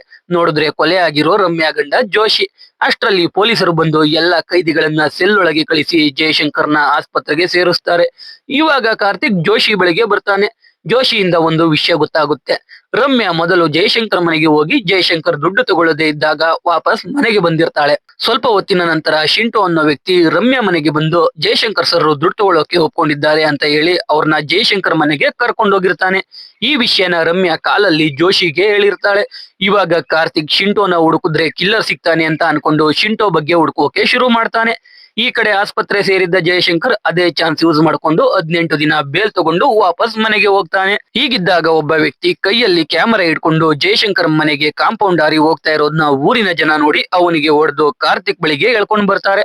ಅವನೊಬ್ಬ ಕಾಮಿಡಿ ಪೀಸ್ ಅಷ್ಟೇ. ಅವನು ಕಾರ್ತಿಕ್ಗೆ, ಸರ್ ನಾನು ಮೂವಿ ಬಗ್ಗೆ ಕತೆ ಬರಿತಾ ಇದ್ದೀನಿ, ಅದಕ್ಕೆ ಫೋಟೋ ತೆಗಿಯೋಕೆ ಹೋಗಿದ್ದೆ. ಆಲ್ರೆಡಿ ನಿಮ್ ಕೇಸ್ ಬಗ್ಗೆ ಸಿಂಗಲ್ ತಲೆ ರಾವಣ ಅಂತ ಕತೆ ಬರ್ದಿದೀನಿ ಅಂತ ಕತೆ ಹೇಳೋಕೆ ಶುರು ಮಾಡ್ತಾನೆ. ಅವನ್ ಪ್ರಕಾರ ಕೊಲೆ ಮಾಡಿರೋದು ಜಯಶಂಕರ್ ಹೆಂಡತಿ ಸುನೀತಾನೆ. ಆದ್ರೆ ಅದಕ್ಕೆ ತಲಾನೂ ಇರಲ್ಲ ಬುಡನೂ ಇರಲ್ಲ. ಅದ್ನ ಕೇಳಿ ಕಾರ್ತಿಕ್ ಆ ಕಾಮಿಡಿ ಪೀಸ್ ನ ಹೊಡೆದು ಓಡಿಸ್ತಾನೆ. ಅದೇ ದಿನ ರಾತ್ರಿ ಯಾರೋ ಜಯಶಂಕರ್ ಮನೆ ಒಳಗೆ ನುಗ್ಗಿ ಅವನ ಬುಲೆಟ್ ಬೈಕ್ಗೆ ಬೆಂಕಿ ಹಚ್ಚಿ ಹೋಗ್ತಾರೆ. ಅಲ್ಲಿಗೆ ಕಾರ್ತಿಕ್ ಬರೋಷ್ಟರಲ್ಲಿ ಬೈಕ್ ಎಲ್ಲ ಸುಟ್ಟೋಗಿರುತ್ತೆ. ನೋಡಿದ್ರೆ ಡೋರ್ ಮೇಲೆ ಮನುದಾಸ್ ಮದುವೆಯ ಲಗ್ನ ಪತ್ರಿಕೆ ಇರುತ್ತೆ. ಆ ಲಗ್ನ ಪತ್ರಿಕೆ ಹಿಂದೆ ಮಗುನ ನೇಣು ಹಾಕಿರೋ ರೀತಿ ಚಿತ್ರ ಇರುತ್ತೆ. ಇದನ್ನ ನೋಡಿ ಜಯಶಂಕರ್ ಜೊತೆ ಇರ್ತಿದ್ದ ವೇಣು ಮನುದಾಸ್ನ ಎತ್ತಾಕೊಂಡ್ ಬಂದು ಚೆನ್ನಾಗಿ ಹೊಡಿತಾ ಇರ್ತಾನೆ. ಯಾಕಂದ್ರೆ ಜಯಶಂಕರ್ ಮನುದಾಸ್ನ ಜೈಲಿಗೆ ಕಳಿಸಿದ್ಕೆ ಅವನೇ ಬೈಕ್ಗೆ ಬೆಂಕಿ ಹಚ್ಚಿರ್ಬೇಕು ಅಂತ ಅನ್ಕೊಂಡು ವೇಣು ಮನುದಾಸ್ನ ಅರೆಸ್ಟ್ ಮಾಡಿರ್ತಾನೆ. ಅಲ್ಲಿಗೆ ಕಾರ್ತಿಕ್ ಬಂದು ವೇಣುಗೆ ಬೈದು ಆ ಕಿಲ್ಲರ್ ನಮ್ಮೆಲ್ಲರ ಗಮನ ಮನುದಾಸ್ ಮೇಲೆ ಹೋಗ್ಲಿ ಅಂತ ಹೀಗ್ ಮಾಡಿದ್ದಾನೆ ಅಂತ ಹೇಳ್ತಾನೆ. ಆಮೇಲೆ ಮನುದಾಸ್ ಬಳಿ ನಿನ್ಗೆ ಯಾರ ಮೇಲಾದ್ರೂ ಡೌಟ್ ಇದೆಯಾ ಅಂತ ಕೇಳಿದಾಗ ಅವನು ಇದ್ನೆಲ್ಲ ವಿನಾಯಕನ್ನೇ ಮಾಡಿರ್ತಾನೆ ಅಂತ ಹೇಳ್ತಾನೆ. ವಿನಾಯಕನ್ ಅಂದ್ರೆ ಗೊತ್ತಲ್ಲ, ಮನುದಾಸ್ಗೆ ಟಕ್ಕರ್ ಕೊಡೋಕೆ ಕೇಬಲ್ ಆಫೀಸ್ ಓಪನ್ ಮಾಡಿರ್ತಾನಲ್ಲ ಅವನು. ನೋಡಿದ್ರೆ ಆ ವಿನಾಯಕನ್ ಬಾಡಿಗೆ ಮನೆ ಖಾಲಿ ಮಾಡ್ಕೊಂಡು ಹೋಗಿರ್ತಾನೆ. ಅವನ ಅಡ್ರೆಸ್ ರೆಂಟಲ್ ಅಗ್ರಿಮೆಂಟ್ ಅಲ್ಲಿ ಇರುತ್ತೆ. ಕಾರ್ತಿಕ್ ಮತ್ತೆ ಹ್ಯಾರಿಸ್ ವಿನಾಯಕನ್ನ ಹುಡಿಕೊಂಡು ಪಟ್ಟಾಡಿ ಅನ್ನೋ ಊರಿಗೆ ಹೋಗ್ತಾರೆ. ನೋಡಿದ್ರೆ ವಿನಾಯಕನ್ 3 ದಿನದಿಂದ ಆಸ್ಪತ್ರೆಯಲ್ಲಿ ಇರ್ತಾನೆ. ಅವನು ಸರ್, ಆ ಮನುದಾಸ್ ನೀವು ಅನ್ಕೊಂಡಷ್ಟು ಒಳ್ಳೆಯವನಲ್ಲ, ತುಂಬಾ ಖತರ್ನಾಕ್ ಇದ್ದಾನೆ ಅಂತ ಹೇಳ್ತಾನೆ. ಹ್ಯಾರಿಸ್ ಮನುದಾಸ್ಗೆ ಕಾಲ್ ಮಾಡಿದ್ರೆ ಅವನ್ ತಾಯಿ ರಿಸೀವ್ ಮಾಡಿ ಮನುದಾಸ್ ಊರ್ ಬಿಟ್ಟು ಹೊರಟೋಗಿದ್ದಾನೆ ಅಂತ ಹೇಳ್ತಾಳೆ. ಅಂದ್ರೆ ಜಯಶಂಕರ್ ಮೇಲಿದ್ದ ಕೋಪಕ್ಕೆ ಮನುದಾಸೆ ಜಯಶಂಕರ್ ಬುಲೆಟ್ ನ ಸುಟ್ಟಾಕಿರ್ತಾನೆ. ಇದೆಲ್ಲ ಫ್ಲಾಶ್ ಆಗಿ ಕಾರ್ತಿಕ್ ಮತ್ತೆ ಹ್ಯಾರಿಸ್ ಹೋಗುವಾಗ ವಿನಾಯಕನಿದ್ದ ಪಟ್ಟಾಡಿ ಅನ್ನೋ ಊರಿನ ಕಾನ್ಸ್ಟೇಬಲ್ ಕಾರ್ತಿಕ್ಗೆ ಒಂದು ವಿಚಾರ ಹೇಳ್ತಾರೆ. ಅದೇನೆಂದ್ರೆ ಜಯಶಂಕರ್ ಮುಂಚೆ ಪಟ್ಟಾಡಿ ಊರಲ್ಲೇ ಕೆಲಸ ಮಾಡ್ತಾ ಇರ್ತಾನೆ. ಅವಾಗ ಸದಾಶಿವ ಅನ್ನೋ ಒಬ್ಬ ಪೊಲೀಸ್ ಅಧಿಕಾರಿಯ ಮಗನನ್ನ ಜಯಶಂಕರ್ ಅರೆಸ್ಟ್ ಮಾಡಿರ್ತಾನೆ. ಜಾಸ್ತಿ ಡೀಟೇಲ್ಸ್ ಬೇಕು ಅಂದ್ರೆ ಸದಾಶಿವನ ಮೀಟ್ ಮಾಡಿ ಅಂತ ಆ ಕಾನ್ಸ್ಟೇಬಲ್ ಕಾರ್ತಿಕ್ಗೆ ಹೇಳ್ತಾರೆ. ಕಾರ್ತಿಕ್ ಸದಾಶಿವನ ಹುಡಿಕೊಂಡು ಹೋಗ್ತಾನೆ. ಸದಾಶಿವ ಕೆಲವು ವರ್ಷಗಳ ಹಿಂದೆ ನಡೆದಿದ್ದ ಒಂದು ಘಟನೆಯನ್ನ ಹೇಳ್ತಾನೆ. ಈ ಸದಾಶಿವನ ಮಗ ಅರುಣ್ ಸದಾಶಿವ ಅವನ ಹುಡುಗಿ ಮತ್ತೆ ಅವನ ಊರಿನ ಸ್ವಲ್ಪ ಜನರ ಜೊತೆ ನದಿ ಹರಿಯೋ ಜಾಗಕ್ಕೆ ಹೋಗಿರ್ತಾನೆ. ಅಲ್ಲಿದ್ದ ಒಬ್ಬ ಪೊಲೀಸ್ ಸುಮ್ನೆ ಇರದೆ 7 ಜನ ಹುಡುಗರಿಗೆ ಒಬ್ಳೆ ಹುಡುಗಿನ ಅಂತ ಹೇಳಿರ್ತಾನೆ. ಅದಕ್ಕೆ ಎಲ್ರು ಪೊಲೀಸ್ ಅನ್ನೋದನ್ನು ನೋಡದೆ ಅವನನ್ನ ಕಟ್ಟಾಕಿ ಹೊಡಿತಾ ಇರ್ತಾರೆ. ಅದೇ ದಾರಿಲಿ ಹೋಗ್ತಿದ್ದ ಜಯಶಂಕರ್ ಮತ್ತೆ ಇನ್ನು ಕೆಲವು ಪೊಲೀಸರು ಅದನ್ನ ನೋಡಿ ಎಲ್ಲರಿಗೂ ಹೊಡೆದು ಅರೆಸ್ಟ್ ಮಾಡಿ ಎಲ್ಲರ ಮೇಲೆ ಕೇಸ್ ಹಾಕಿರ್ತಾರೆ. ಆದ್ರೆ ಸದಾಶಿವ ಕೇಳ್ಕೊಂಡ ಅಂತ ಅವನ ಮಗ ಅರುಣ್ ಮತ್ತೆ ಅವನ ಹುಡುಗಿ ಮೇಲೆ ಕೇಸ್ ಹಾಕಿರಲ್ಲ. ಇದನ್ನೆಲ್ಲ ಸದಾಶಿವ ಇವಾಗ ಕಾರ್ತಿಕ್ ಹೇಳ್ತಾನೆ. ಇವಾಗ ಅರುಣ್ ಎಲ್ಲಿದ್ದಾನೆ ಅಂದ್ರೆ ಸದಾಶಿವ ಅರುಣ್ ಐರ್ಲೆಂಡ್ ಅಲ್ಲಿದ್ದಾನೆ ಅಂತ ಹೇಳ್ತಾನೆ. ಶಾಕಿಂಗ್ ವಿಷಯ ಏನು ಅಂದ್ರೆ ಸದಾಶಿವನ ಮಗನನ್ನು ಜಯಶಂಕರ್ ಅರೆಸ್ಟ್ ಮಾಡಿದಾಗ ಅವನ ಜೊತೆ ಶಿಂಟೋ ಕೂಡ ಇರ್ತಾನೆ. ಶಿಂಟೋ ಯಾರು ಅಂತ ನೆನಪಿದೆ ಅಲ್ವಾ? ರಮ್ಯಾ ಮತ್ತೆ ಅವಳ ಮಗಳನ್ನ ಜಯಶಂಕರ್ ಮನೆಗೆ ಅಂತ ಆಟೋದಲ್ಲಿ ಕರ್ಕೊಂಡು ಹೋಗಿರ್ತಾನಲ್ಲ ಅವನು. ಇದು ಕಾರ್ತಿಕ್ಗೆ ಗೊತ್ತಾಗಿ ಶಿಂಟೋ ಬಗ್ಗೆ ಗೊತ್ತಾದ್ರೆ ನಮಗೆ ತಿಳಿಸಿ ಅಂತ ಸದಾಶಿವನಿಗೆ ಹೇಳಿ ಅಲ್ಲಿಂದ ಹೋಗ್ತಾನೆ. ಈ ಕಡೆ ಜಯಶಂಕರ್ ಬೇಲ್ ಅವಧಿ ಮುಗಿತಾ ಬರ್ತಾ ಇರುತ್ತೆ. ಅದಕ್ಕೆ ಅವನು ವೇಣು ಜೊತೆ ಸೇರಿ ಇನ್ವೆಸ್ಟಿಗೇಷನ್ ಶುರು ಮಾಡ್ತಾನೆ. ಮೊದಲು ಅವನಿಗೆ ಡೌಟ್ ಬರೋದು ರಮ್ಯಾ ಬಾಡಿ ಹೇಗೆ ಅವನ ಟೆರೆಸ್ ಮೇಲೆ ಬಂತು ಅಂತ. ಅವಾಗ ಅವನಿಗೆ ಪ್ಲಂಬರ್ ಸಜ್ಜೀವನ್ ನೆನಪಾಗ್ತಾನೆ. ಅವನು ಹಬ್ಬದ ದಿನ ಕೂಡ ಯಾರು ಇಲ್ಲದ ಸಮಯದಲ್ಲಿ ಜಯಶಂಕರ್ ಮನೆಗೆ ಬಂದು ಹೋಗಿರ್ತಾನೆ. ಅದಕ್ಕೆ ಜಯಶಂಕರ್ ಮತ್ತೆ ವೇಣು ಅವನನ್ನ ಹಿಡಿಯೋಕೆ ಹೋದ್ರೆ ಅವನು ಅವರಿಂದ ತಪ್ಪಿಸ್ಕೊಂಡು ಓಡೋಗ್ತಾನೆ. ಈ ಕಡೆ ಮೂವಿ ಕತೆ ಬರಿತಾ ಇದ್ದೀನಿ ಅಂತ ಹೇಳ್ತಿದ್ದ ಆ ಕಾಮಿಡಿ ಪೀಸ್ ಮತ್ತೆ ಬಂದು ಈ ಸಲ ಕಿಲ್ಲರ್ ಸುನೀತಾ ಅಲ್ಲ, ಅದು ಕಾರ್ತಿಕ್ಗೆ ಅಂತ ಕಾರ್ತಿಕ್ ಬಳಿನೇ ಹೇಳ್ತಾ ಇರ್ತಾನೆ. ಅದಕ್ಕೆ ಕಾರ್ತಿಕ್ ಅವನ ಸೆಲ್ ಒಳಗೆ ಹಾಕ್ತಾನೆ. ಅಷ್ಟರಲ್ಲಿ ಕಾರ್ತಿಕ್ಗೆ ಹ್ಯಾರಿಸ್ ಕಾಲ್ ಮಾಡಿ ಶಿಂಟೋ ಓಡಿಸ್ತಿದ್ದ ಆಟೋ ಅಡ್ರೆಸ್ ಸಿಕ್ಕಿದೆ ಅಂತ ಹೇಳ್ತಾನೆ. ಕಾರ್ತಿಕ್ ಪೊಲೀಸರ ಜೊತೆ ಹೋದ್ರೆ ಆ ಮನೆಯಲ್ಲಿ ಶಿಂಟೋ ಇರಲ್ಲ, ಕಾನ್ಸ್ಟೇಬಲ್ ರಘು ಇರ್ತಾನೆ. ಮನೆ ಹಿಂದೆ ಒಂದು ಆಟೋ ಧೂಳು ಹಿಡಿದು ನಿಂತಿರುತ್ತೆ. ಜೊತೆಗೆ ಅಲ್ಲೇ ಕೆಲವು ಡ್ರಮ್ಗಳಲ್ಲಿ ರಕ್ತದ ಕಲೆ ಕಾಣಿಸುತ್ತೆ. ಮೊದಲೇ ರಘುಗೆ ಜಯಶಂಕರ್ ಮೇಲೆ ಕೋಪ ಇರುತ್ತೆ. ಅದಕ್ಕೆ ರಘುನೇ ಶಿಂಟೋ ಜೊತೆ ಸೇರಿ ರಮ್ಯಾ ಕೊಲೆ ಮಾಡಿ ಅದನ್ನ ಜಯಶಂಕರ್ ತಲೆಗೆ ಕಟ್ಟೋಕೆ ಪ್ಲಾನ್ ಮಾಡಿರ್ಬೇಕು ಅಂತ ಕಾರ್ತಿಕ್ ರಘುನ ಕೂಡ ಅರೆಸ್ಟ್ ಮಾಡ್ಕೊಂಡು ಹೋಗ್ತಾನೆ. ಆದ್ರೆ ರಘುವಿಂದ ಏನು ಇನ್ಫಾರ್ಮೇಶನ್ ಸಿಗಲ್ಲ, ಯಾಕಂದ್ರೆ ಅವನು ಆ ಕೊಲೆ ಮಾಡೇ ಇರಲ್ಲ. ಹೀಗಿದ್ದಾಗ ರಮ್ಯಾ ಮಗಳನ್ನ ಯಾರೋ ಅವಳ ಮನೆ ಬಳಿ ವಾಪಸ್ ತಂದು ಬಿಟ್ಟು ಹೋಗ್ತಾರೆ.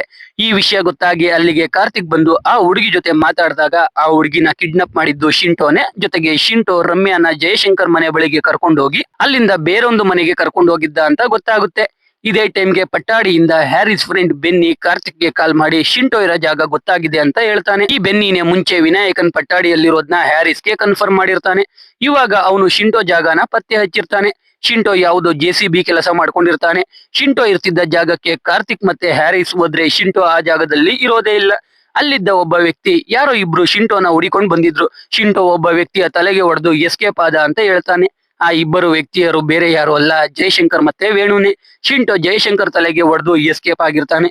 ಇವಾಗ ಕಾರ್ತಿಕ್ ಅವನ ಮೇಲಧಿಕಾರಿಗಳಿಗೆ ರಿಪೋರ್ಟ್ ಸಬ್ಮಿಟ್ ಮಾಡ್ತಾನೆ. ಅದೇನೆಂದ್ರೆ ಶಿಂಟೋ JCB ಕ್ರೇನ್ ಗಳನ್ನ ಆಪರೇಟ್ ಮಾಡ್ತಾ ಇರ್ತಾನೆ. ಅವನು ಹೈಡ್ರಾಲಿಕ್ ಕ್ರೇನ್ ಯೂಸ್ ಮಾಡ್ಕೊಂಡು ರಮ್ಯಾ ಬಾಡಿನ ಹಬ್ಬದ ದಿನ ಟೆರೆಸ್ಗೆ ಶಿಫ್ಟ್ ಮಾಡಿರ್ಬೋದು ಅಂತ ಹೇಳ್ತಾನೆ. ಆದ್ರೆ ಕಿಲ್ಲರ್ ಶಿಂಟೋನ ಅಥವಾ ಶಿಂಟೋ ಹಿಂದೆ ಬೇರೆ ಯಾರಾದ್ರೂ ಇದ್ದಾರಾ ಅಂತ ಇನ್ನೂ ಕನ್ಫರ್ಮ್ ಆಗಿರಲ್ಲ. ಕಾರ್ತಿಕ್ ನ ಮೇಲಧಿಕಾರಿಗಳು ಕಾರ್ತಿಕ್ಗೆ 2 ದಿನ ಕಾಲಾವಕಾಶ ಕೊಡ್ತಾರೆ ಕಿಲ್ಲರ್ನ ಹಿಡಿಯೋಕೆ. ಆ ದಿನ ರಾತ್ರಿ ಯಾರೋ ಒಬ್ಬ ವ್ಯಕ್ತಿ ಜಯಶಂಕರ್ಗೆ ಕಾಲ್ ಮಾಡಿ ಕಾರ್ತಿಕ್ ಶಿಂಟೋನ ಹಿಡ್ಕೊಂಡು ನಿನ್ ವಿರುದ್ಧ ಸಾಕ್ಷಿ ರೆಡಿ ಮಾಡ್ತಿದ್ದಾನೆ ಅಂತ ಹೇಳ್ತಾನೆ. ಆಮೇಲೆ ಅದೇ ವ್ಯಕ್ತಿ ಕಂಟ್ರೋಲ್ ರೂಮ್ಗೆ ಫೋನ್ ಮಾಡಿ ಕಾರ್ತಿಕ್ ಮನೆ ಬಳಿ ಹೋಗೋಕೆ ಹೇಳ್ತಾನೆ. ಕಂಟ್ರೋಲ್ ರೂಮ್ ಇಂದ DYSP ಉದಯ್ಗೆ ಕಾಲ್ ಬರುತ್ತೆ. ಈ ಕಡೆ ಕಾರ್ತಿಕ್ ಮನೆ ಬಳಿ ಕರೆಂಟ್ ಹೋಗುತ್ತೆ. ನೋಡಿದ್ರೆ ಶಿಂಟೋ ಯೂಸ್ ಮಾಡ್ತಿದ್ದ ಆಟೋ ಜೊತೆಗೆ ಶಿಂಟೋ ಡೆಡ್ ಬಾಡಿ ಕಾರ್ತಿಕ್ ಮನೆ ಬಳಿ ಇರುತ್ತೆ. ಅಷ್ಟರಲ್ಲಿ ಅಲ್ಲಿಗೆ ಜಯಶಂಕರ್ ಬಂದು ಕಾರ್ತಿಕ್ ನ ಮನೆ ಒಳಗೆ ಕರ್ಕೊಂಡ್ ಬಂದು ಆ ಕೇಸಲ್ಲಿ ಯಾರೋ ಜಯಶಂಕರ್ ಜೊತೆಗೆ ಕಾರ್ತಿಕ್ ನು ತಗಲಾಕೋಕೆ ಪ್ಲಾನ್ ಮಾಡ್ತಿದ್ದಾರೆ ಅಂತ ಹೇಳ್ತಾನೆ. ಅಷ್ಟರಲ್ಲಿ ಅಲ್ಲಿಗೆ ಪೊಲೀಸರು ಬರ್ತಾ ಇರೋದನ್ನ ಉದಯ್ ಜಯಶಂಕರ್ಗೆ ಫೋನ್ ಮಾಡಿ ಹೇಳ್ತಾನೆ. ಜಯಶಂಕರ್ ಮತ್ತೆ ಕಾರ್ತಿಕ್ ಅಲ್ಲಿಂದ ಎಸ್ಕೇಪ್ ಆಗ್ತಾರೆ. ಅಲ್ಲಿಗೆ ಬಂದ ಪೊಲೀಸರಿಗೆ ಶಿಂಟೋ ಬಾಡಿ ಮತ್ತೆ ಆಟೋ ಸಿಗುತ್ತೆ. ಇವಾಗ ಪೊಲೀಸರು ಕಾರ್ತಿಕ್ ಮತ್ತೆ ಜಯಶಂಕರ್ ಇಬ್ರು ಹಿಡಿಯೋಕೆ ಶುರು ಮಾಡ್ತಾರೆ. ಕಾರ್ತಿಕ್ ಮತ್ತೆ ಜಯಶಂಕರ್ ಪೊಲೀಸರಿಂದ ತಪ್ಪಿಸ್ಕೊಂಡು ಕಿಲ್ಲರ್ ನ ಹಿಡಿಬೇಕು ಅಂತ ಅನ್ಕೋತಾರೆ. ಕಾರ್ತಿಕ್ಗೆ ಹ್ಯಾರಿಸ್ ಫ್ರೆಂಡ್ ಬೆನ್ನಿ, ಸರ್ ಒಂದು ಇಂಪಾರ್ಟೆಂಟ್ ಕ್ಲೂ ಸಿಕ್ಕಿದೆ, ಈ ಮೆಸೇಜ್ ನೋಡಿದ ತಕ್ಷಣ ಕಾಲ್ ಮಾಡಿ ಅಂತ ಮೆಸೇಜ್ ಮಾಡಿರ್ತಾನೆ. ಅದನ್ನ ನೋಡಿ ಕಾರ್ತಿಕ್ ಕಾಲ್ ಮಾಡಿದ್ರೆ ಬೆನ್ನಿಗೆ ಕಾಲ್ ಕನೆಕ್ಟ್ ಆಗೋದಿಲ್ಲ. ಅದಕ್ಕೆ ಪಟ್ಟಾಡಿಗೆ ಹೋಗೋಣ ಅಂತ ಕಾರ್ತಿಕ್ ಮತ್ತೆ ಜಯಶಂಕರ್ ಅವ್ರ ಫೋನ್ ಎಸ್ದು ಬೇರೆ ಫೋನ್ ತಗೊಂಡು ಕಾರ್ ಬಿಟ್ಟು ಬಸ್ ಅಲ್ಲಿ ಪಟ್ಟಾಡಿಗೆ ಹೋಗ್ತಾರೆ. ಪಟ್ಟಾಡಿಯಲ್ಲಿ ಬೆನ್ನಿ ಮನೆಗೆ ಹೋದ್ರೆ ಬೆನ್ನಿ ಮನೆಯಲ್ಲೂ ಇರಲ್ಲ. ಬೆನ್ನಿ ಹೆಂಡತಿ ಬೆನ್ನಿ ಯಾವುದೋ ಪಾಸ್ಪೋರ್ಟ್ ಆಫೀಸ್ಗೆ ಹೋಗೋದಾಗಿ ಹೇಳಿದ್ದ ಅಂತ ಹೇಳ್ತಾಳೆ. ಜಯಶಂಕರ್ ಮತ್ತೆ ಕಾರ್ತಿಕ್ ಬೆನ್ನಿ ಮನೆಯಲ್ಲಿದ್ದ ಒಂದು ಕಾರ್ ಇಸ್ಕೊಂಡು ಪಾಸ್ಪೋರ್ಟ್ ಆಫೀಸ್ಗೆ ಹೋಗ್ತಾರೆ. ಆದ್ರೆ ಆಲ್ರೆಡಿ ಬೆನ್ನಿ ಪಾಸ್ಪೋರ್ಟ್ ಆಫೀಸ್ ಇಂದ ಎಲ್ಲಿಗೋ ಹೋಗಿರ್ತಾನೆ. ಬೆನ್ನಿ ಪಾಸ್ಪೋರ್ಟ್ ಆಫೀಸ್ ಅಲ್ಲಿ 7 ಜನರ ಲಿಸ್ಟ್ ತಗೊಂಡು ಆ 7 ಜನರಲ್ಲಿ ಯಾರ್ಯಾರ ಬಳಿ ಪಾಸ್ಪೋರ್ಟ್ ಇದೆ ಅಂತ ಚೆಕ್ ಮಾಡ್ಸಿರ್ತಾನೆ. ಆ 7 ಜನ ಬೇರೆ ಯಾರು ಅಲ್ಲ, ಜಯಶಂಕರ್ ಪಟ್ಟಾಡಿಯಲ್ಲಿ ಕೆಲಸ ಮಾಡುವಾಗ ಒಬ್ಬ ಪೊಲೀಸ್ ಕೆಟ್ಟದಾಗಿ ಮಾತಾಡಿದ್ಕೆ ಹರಿಯೋ ನದಿ ಬಳಿ ಕಟ್ಟಾಕಿ ಹೊಡೆದಿರ್ತಾರಲ್ಲ ಅವರೇ. ಅದ್ರಲ್ಲಿ ಶಿವದಾಸನ್ ಮಗ ಅರುಣ್ ಶಿವದಾಸನ್ ಮತ್ತೆ ಇನ್ನೊಬ್ಬ ವ್ಯಕ್ತಿಯ ಬಳಿ ಪಾಸ್ಪೋರ್ಟ್ ಇದೆ ಅಂತ ಗೊತ್ತಾಗುತ್ತೆ. ಕಾರ್ತಿಕ್ ಆ ಲಿಸ್ಟ್ ನ ಹ್ಯಾರಿಸ್ಗೆ ಕಳಿಸಿ ಕನ್ಫರ್ಮ್ ಮಾಡೋಕೆ ಹೇಳ್ತಾನೆ. ಆಮೇಲೆ ಜಯಶಂಕರ್ ವೇಣುಗೆ ಕಾಲ್ ಮಾಡಿ ಬೆನ್ನಿಯ ಟವರ್ ಲೊಕೇಶನ್ ಟ್ರೇಸ್ ಮಾಡ್ಸೋಕೆ ಹೇಳ್ತಾನೆ. ವೇಣು ಟ್ರೇಸ್ ಮಾಡಿಸಿ ಬೆನ್ನಿಯ ಕೊನೆ ಟವರ್ ಲೊಕೇಶನ್ ನ ಜಯಶಂಕರ್ಗೆ ಕಳಿಸ್ತಾನೆ. ಇವಾಗ ಆ ಲೊಕೇಶನ್ಗೆ ಜಯಶಂಕರ್ ಮತ್ತೆ ಕಾರ್ತಿಕ್ ಇಬ್ರು ಹೋಗ್ತಾರೆ. ನೋಡಿದ್ರೆ ಅದು ಶಿವದಾಸ್ ಅವರ ಮನೆ ಮುಂದೆ ತುಂಬಾ ಜನ ಸೇರಿರ್ತಾರೆ. ಯಾಕಂದ್ರೆ ಐರ್ಲ್ಯಾಂಡ್ ಅಲ್ಲಿ ಶಿವದಾಸ್ ನ ಮಗ ಅರುಣ್ ಸತ್ತೋಗಿರ್ತಾನೆ. ಅವನ ಅಂತ್ಯ ಸಂಸ್ಕಾರವನ್ನ ಕೂಡ ಐರ್ಲ್ಯಾಂಡ್ ಅಲ್ಲೇ ಮಾಡಿ ಮುಗಿಸಿರ್ತಾರೆ. ಅದಕ್ಕೆ ಎಲ್ರು ಶಿವದಾಸ್ಗೆ ಸಂತಾಪ ಹೇಳ್ತಾ ಇರ್ತಾರೆ.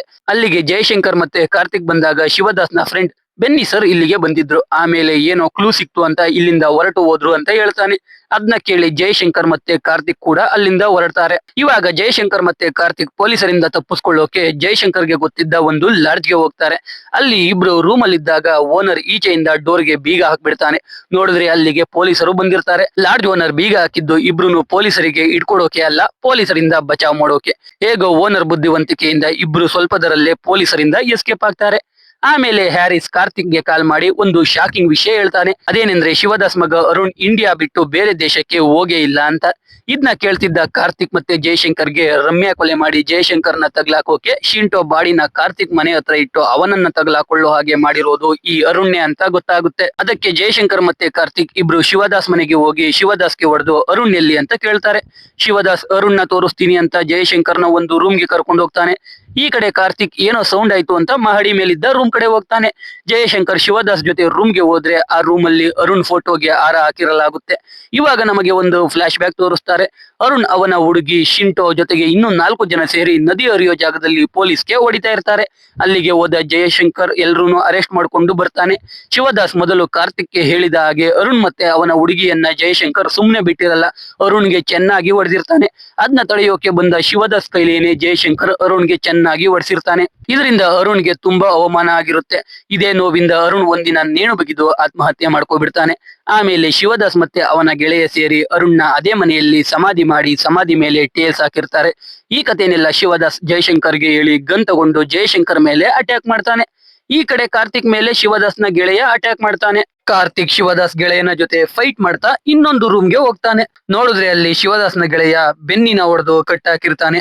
ಕಾರ್ತಿಕ್ ಹೇಗೋ ಕಷ್ಟಪಟ್ಟು ಶಿವದಾಸ್ ಗೆಳೆಯನಿಗೆ ಚೆನ್ನಾಗಿ ಹೊಡೆದು ಬೆನ್ನಿನ ಬಿಡಿಸಿಕೊಂಡು ಜಯಶಂಕರ್ನ ಕಾಪಾಡೋಕೆ ಹೋಗ್ತಾನೆ. ಇವಾಗ ಜಯಶಂಕರ್ ಮತ್ತೆ ಕಾರ್ತಿಕ್ ಇಬ್ರು ಶಿವದಾಸ್ ಜೊತೆ ಫೈಟ್ ಆಡುವಾಗ ಅಲ್ಲೇ ಇದ್ದ ಅರುಣ್ ಫೋಟೋ ಒಡೆದೋಗುತ್ತೆ.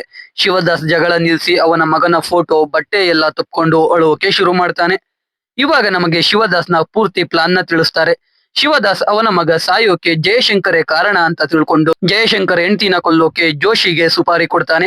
ಆದ್ರೆ ಜೋಶಿ ಸುನಿತಾಗೆ ಚಾಕುವಲ್ಲಿ ಚುಚ್ಚಿದ್ರು ಅವಳು ಬದುಕೋತಾಳೆ. ಜೋಶಿ ಅರೆಸ್ಟ್ ಆಗ್ತಾನೆ. ಜೋಶಿ ಶಿವದಾಸ್ ಹೆಸರು ಬಾಯಿ ಬಿಡಬಾರ್ದು ಅಂದ್ರೆ ಜೋಶಿ ಕೇಳಿದಾಗಲೆಲ್ಲ ಶಿವದಾಸ್ ಹಣ ಕೊಡ್ತಾ ಇರ್ಬೇಕಾಗಿರುತ್ತೆ. ಶಿವದಾಸ್ಗೆ ಬೇರೆ ದಾರಿ ಇಲ್ಲದೆ ಜೋಶಿ ಕೇಳಿದಾಗ್ಲೆಲ್ಲ ದುಡ್ಡು ಕೊಡ್ತಾ ಇರ್ತಾನೆ. ಈ ಮಧ್ಯೆ ಹೇಗಾದ್ರೂ ಜಯಶಂಕರ್ ಮೇಲೆ ಸೇಡು ತೀರಿಸಿಕೊಳ್ಳಬೇಕು ಅನ್ಕೊಂಡು ಶಿವದಾಸ್ ಒಂದು ಪ್ಲಾನ್ ಮಾಡ್ತಾನೆ. ರಮ್ಯಾ ಒಬ್ಬಳೆ ಸುಮಾರು 4 ಗಂಟೆಗೆ ಜಯಶಂಕರ್ ಮನೆಗೆ ಹೋಗ್ತಾಳೆ.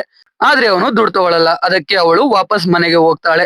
ಆಮೇಲೆ ಶಿಂಟೋ ಜಯಶಂಕರ್ ಮನೆಯಲ್ಲಿ ಇಲ್ಲದ ಸಮಯ ನೋಡ್ಕೊಂಡು ರಮ್ಯಾ ಮನೆಗೆ ಹೋಗಿ ಜಯಶಂಕರ್ ಸರ್ ದುಡ್ಡು ತಗೊಳ್ಳೋಕೆ ಒಪ್ಕೊಂಡಿದ್ದಾರೆ ಅಂತ ಹೇಳಿ ರಮ್ಯಾ ಮತ್ತೆ ಅವಳ ಮಗಳನ್ನ ಜಯಶಂಕರ್ ಮನೆ ಬಳಿಗೆ ಆಟೋದಲ್ಲಿ ಕರ್ಕೊಂಡು ಬರ್ತಾನೆ. ಆದ್ರೆ ಜಯಶಂಕರ್ ಮನೆಯಲ್ಲಿ ಇರಲ್ಲ. ಆವಾಗ ಶಿಂಟೋ ರಮ್ಯಾ ಫೋನ್ ಇಸ್ಕೊಂಡು ಜಯಶಂಕರ್ಗೆ ಕಾಲ್ ಮಾಡೋ ತರ ನಾಟಕ ಆಡ್ತಾ ರಮ್ಯಾ ಮೊಬೈಲ್ ಇಂದ ಸಿಮ್ ತೆಗೆದು ಬಿಡ್ತಾನೆ. ಇದರಿಂದ Ramya last hour location Jayashankar ಮನೆ ಆಗುತ್ತೆ. ಆಮೇಲೆ ಶಿಂಟೋ ಜಯಶಂಕರ್ ಸರ್ ಅವರ ಫ್ರೆಂಡ್ ಮನೆಯಲ್ಲಿ ಇದ್ದಾರೆ ಅಂತ ಹೇಳಿ ರಮ್ಯಾನ ಶಿವದಾಸ್ ಫ್ರೆಂಡ್ ಮನೆಗೆ ಕರ್ಕೊಂಡೋಗಿ ರಮ್ಯಾನ ಒಳಗೆ ಹೋಗೋಕೆ ಹೇಳಿ ಮಗುನ ಶಿಂಟೋ ಅಲ್ಲೇ ಇರೋಕೆ ಹೇಳ್ತಾನೆ. ರಮ್ಯಾ ಒಳಗೆ ಹೋಗ್ತಿದ್ದ ಹಾಗೆ ಶಿವದಾಸ್ ಮತ್ತೆ ಅವನ ಗೆಳೆಯ ಇಬ್ರು ಸೇರಿ ರಮ್ಯಾನ ಕೊಲೆ ಮಾಡ್ತಾರೆ. ಆಮೇಲೆ ಶಿಂಟೋ ಕ್ರೇನ್ ಯೂಸ್ ಮಾಡ್ಕೊಂಡು ರಮ್ಯಾ ಬಾಡಿನ ಜಯಶಂಕರ್ ಟೆರೆಸ್ ಮೇಲೆ ಹಾಕ್ತಾನೆ. ರಮ್ಯಾ ಮಗಳನ್ನ ಶಿಂಟೋ ಅವನ ಮನೆಯಲ್ಲಿ ಇಟ್ಕೊಂಡಿರ್ತಾನೆ. ಆದ್ರೆ ಅವಳು ಯಾವಾಗ್ಲೂ ಅಮ್ಮ ಬೇಕು ಅಂತ ಬಡ್ಕೊಳ್ತಾ ಇರ್ತಾಳೆ. ಅದಕ್ಕೆ ಶಿಂಟೋ ರಮ್ಯಾ ಮಗಳನ್ನ ವಾಪಸ್ ಮನೆ ಬಳಿ ಬಿಟ್ಟು ಶಿವದಾಸ್ ಹತ್ರ ಹೋಗಿ ಅವನು ತಲೆಮರೆಸಿಕೊಳ್ಳೋಕೆ 5 ಲಕ್ಷ ದುಡ್ಡು ಬೇಕು ಅಂತಾನೆ. ಅದಕ್ಕೆ ಶಿವದಾಸ್ ಮತ್ತೆ ಅವನ ಗೆಳೆಯ ಸೇರಿ ಶಿಂಟೋನು ಕೊಲೆ ಮಾಡಿ ಅದನ್ನ ಕಾರ್ತಿಕ್ ತಲೆಗೆ ಕಟ್ಟೋಕೆ ಶಿಂಟೋ ಬಾಡಿ ಜೊತೆಗೆ ಆಟೋನ ಕಾರ್ತಿಕ್ ಮನೆ ಹತ್ರ ಹಾಕ್ತಾರೆ. ಇಷ್ಟೆಲ್ಲ ಮಾಡಿದ್ರು ಕಡೆಗೂ ಶಿವದಾಸ್ ಮತ್ತೆ ಅವನ ಗೆಳೆಯ ತಗಲಾಕೊಳ್ತಾರೆ. ಫಾರೆನ್ಸಿಕ್ ಅವರು ಶಿವದಾಸ್ ಮನೆಗೆ ಬಂದು ಅರುಣ್ ಸಮಾಧಿಯಾಗಿದ್ದು ಮೂಳೆಗಳನ್ನ ಕಲೆಕ್ಟ್ ಮಾಡ್ಕೊಳ್ತಾರೆ. ಶಿವದಾಸ್ ಮತ್ತೆ ಅವನ ಗೆಳೆಯನನ್ನ ಅರೆಸ್ಟ್ ಮಾಡ್ತಾರೆ. ಜಯಶಂಕರ್ ಮತ್ತೆ ಕಾರ್ತಿಕ್ ಇಬ್ಬರು ನಿರಪರಾಧಿ ಅಂತ ಪ್ರೂವ್ ಆಗುತ್ತೆ. ಇದು ಚೆಪ್ಪನಂ ತೊಟ್ಟ ಕೇಸ್ ಅಂತ ಉದಯ್ ಹೇಳಿ ಮುಗಿಸ್ತಾನೆ. ಆ ಶೋ ಟೆಲಿಕಾಸ್ಟ್ ಆದ ದಿನವೇ ಇನ್ನೊಂದು ಟ್ವಿಸ್ಟ್. ಯಾರೋ ಉದಯನ ತಲೆಗೆ ಗುಂಡಿಕ್ಕಿ ಕೊಲೆ ಮಾಡ್ಬಿಟ್ಟಿರ್ತಾರೆ. ಇದೆಲ್ಲ ನ್ಯೂಸ್ ಅಲ್ಲಿ ವೈರಲ್ ಆಗ್ತಿದ್ದ ಹಾಗೆ ಕಾರ್ತಿಕ್ ಮತ್ತೆ ಜಯಶಂಕರ್ ಉದಯ್ ಮನೆಗೆ ಬರ್ತಾರೆ. ಇವಾಗ ಕಾರ್ತಿಕ್ಗೆ ಪ್ರಮೋಷನ್ ಸಿಕ್ಕಿ ಅವನು ಜಯಶಂಕರ್ ರೀತಿ CI ಆಗಿರ್ತಾನೆ. ಉದಯ್ ಮನೆ ಈಚೆ ಒಬ್ಬ ವ್ಯಕ್ತಿ ಕೋಪದಲ್ಲಿ ನಿಂತಿರೋದನ್ನ ತೋರಿಸ್ತಾರೆ. ಇಲ್ಲಿಗೆ ಮೂವಿ ಮುಗಿಯುತ್ತೆ. ಉದಯ್ ಕೊಲೆ ಮಾಡಿದವರು ಯಾರು, ಉದಯ್ ಮನೆ ಈಚೆ ನಿಂತಿದ್ದ ವ್ಯಕ್ತಿ ಯಾರು ಅಂತ ನಮಗೆ ತಲವನ್ 2 ಮೂವಿ ರಿಲೀಸ್ ಆದ್ಮೇಲೆ ಗೊತ್ತಾಗುತ್ತೆ. ಸೊ ಎಕ್ಸ್ಪ್ಲನೇಷನ್ ಕೇಳಿ ನಿಮ್ಗೆ ಅನ್ನಿಸ್ತು ಅಂತ ಕಮೆಂಟ್ ಮಾಡಿ. ವಿಡಿಯೋ ಇಷ್ಟ ಆಗಿದ್ರೆ ಲೈಕ್ ಮಾಡಿ. ಕಂಟೆಂಟ್ ಇಷ್ಟ ಆಗಿದ್ರೆ ಮಾತ್ರ ಸಬ್ಸ್ಕ್ರೈಬ್ ಮಾಡ್ಕೊಂಡು ಸಪೋರ್ಟ್ ಮಾಡಿ. ಮತ್ತೆ ಇನ್ನೊಂದು ಸೂಪರ್ ಆಗಿರೋ ವಿಡಿಯೋ ಜೊತೆ ಸಿಗ್ತೀನಿ. ಜೈ ಕರ್ನಾಟಕ.